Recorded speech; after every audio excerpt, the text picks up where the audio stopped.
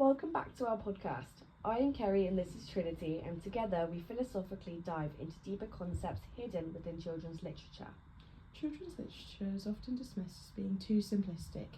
It is, in fact, fertile grounds for philosophical discussion and reflection. Sprode 1995 states that teachers can use children's literature to pinpoint issues that the narrative raises, mapping lines of questioning that provoke critical thinking within the classroom. Gareth Matthews has a particular interest in philosophical inquiry through children's literature. He states that children's poems and stories excite young minds and as a result encourage new perplexities of which demand to be worried over, worked through and discussed. He also covers that if students can recognise philosophical concepts within the literature, then it may be deemed a natural human activity, as cited in Gregory and Laverty 2022. This is a key motive behind why children's literature is a great catalyst for discussion in philosophy for children. Matthews has organised children's literature into different categories of different ways in which stories work philosophically. These categories are irony, fantasy, experimental, fables, and through philosophical realism. So which story are we touching upon today? Julia Donaldson's The Gruffalo has become a seminal work in children's literature, celebrated for its engaging narrative and rhythmic prose. Beyond its surface appeal, the story offers rich material for philosophical exploration, touching upon themes of language and reality, power dynamics, the construction of fear, and the nature of storytelling. With regards to Matthew's categories for philosophical inquiry, The Gruffalo comes strongly under the fantasy category, as it highlights implications of an imaginary situation that challenge the nature of reality, affecting different people's perception of the truth in different ways. This is something that is prominent within the storyline. A seemingly whimsical tale about a clever mouse and an imaginary monster turned real, it subtly interrogates the structures of knowledge, deception, and survival. This inquiry seeks to examine the Gruffalo through a philosophical lens. But first, let's quickly remind us of the story. It tells the story of a clever little mouse who takes a walk through the woods and avoids being eaten by various predators, a fox, an owl, and a snake. He does this by inventing a terrifying creature called the Gruffalo, having terrible tusks, terrible claws, terrible teeth in his terrible jaws, knobbly knees, turned out toes, and a poisonous wart at the end of his nose. To his surprise, the Gruffalo turns out to be real, but the mouse outsmarts him too by cleverly deceiving him, the same way he did the others. When the Gruffalo threatens to eat him, the mouse calmly says he's the scariest creature in the woods, and he offers to take the Gruffalo on a walk to prove it. As they walk through the forest, all the other animals, the fox, the owl, and the snake, they run away in fear, but they're afraid of the Gruffalo, not the mouse. The Gruffalo, however, doesn't realise this and becomes convinced that the mouse really is as fearsome as he claimed. In the end, the Gruffalo runs away, and the mouse enjoys his nuts in peace. So, to begin, let's start with the setting. The story is set in a forest in the Gruffalo and is a state of nature, where each creature is driven by hunger and self-preservation. This echoes Hobbes's view of a pre-social world, nasty, brutish, and short. In this anarchic environment, the mouse, lacking physical power, employs cunning over physical strength.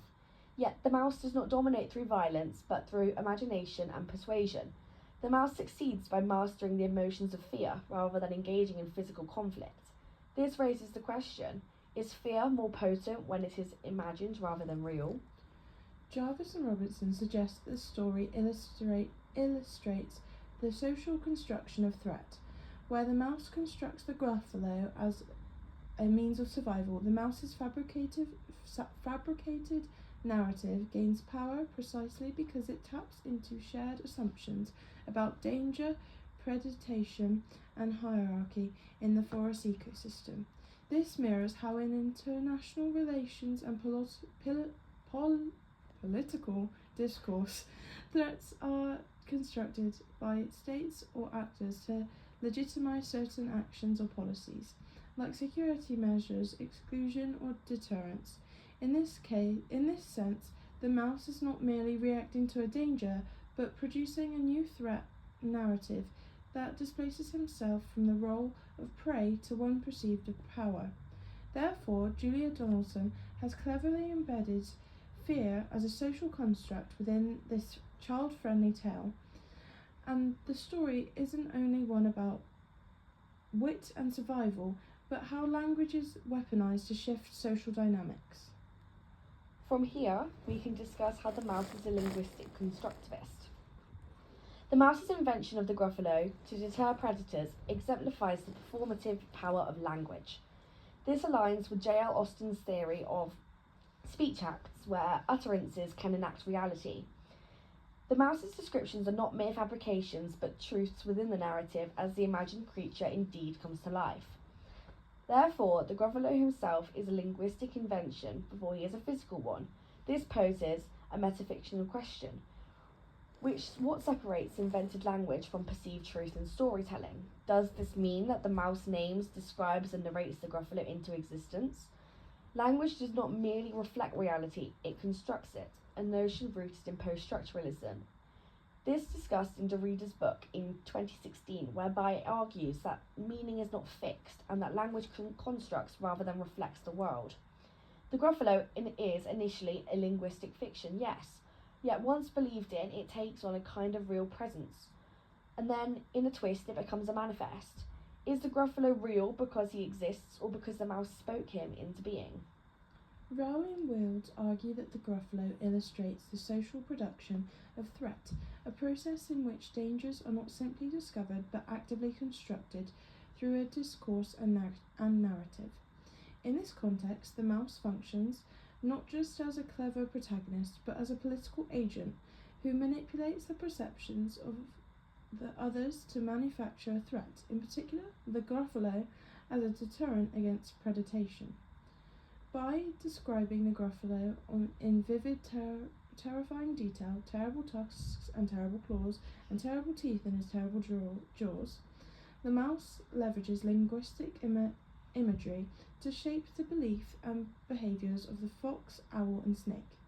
The mouse fabricated narrative gains power precisely because it taps into shared assumptions about danger, predation, and hierarchy within the forest ecosystem. We can look into the Gruffalo from an ethics and deception point of view. The mouse's journey is powered by his lies, and as a result through deception. First, he invents the Gruffalo to avoid being eaten. Later, when the Gruffalo turns out to be real, the mouse deceives him too, convincing the monster that he, the mouse, is the most feared creature in the wood.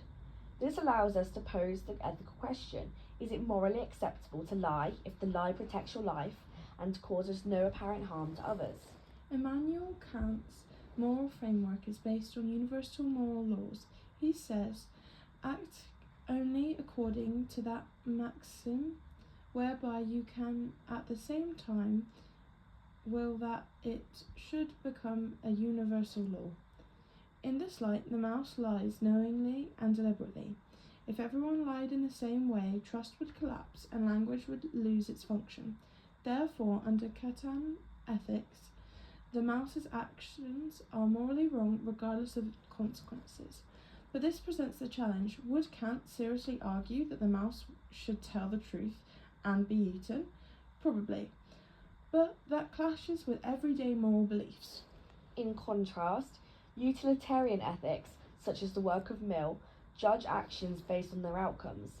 The mouse's lies prevent him from being eaten. No harm comes to the predators, they are deceived but unharmed. The Gruffalo is also manipulated, but again, not harmed. The outcome? The mouse survives and no one is hurt. From a utilitarian perspective, this is a morally good action. The mouse's deception creates a peaceful resolution in a potentially violent environment. However, utilitarianism can sometimes excuse morally questionable acts if they result in good outcomes. So, that's all for today, folks. We recognise the importance of children's literature and the deeper concepts within stories that can provoke philosophical conversations. Come back next time for more philosophy with us.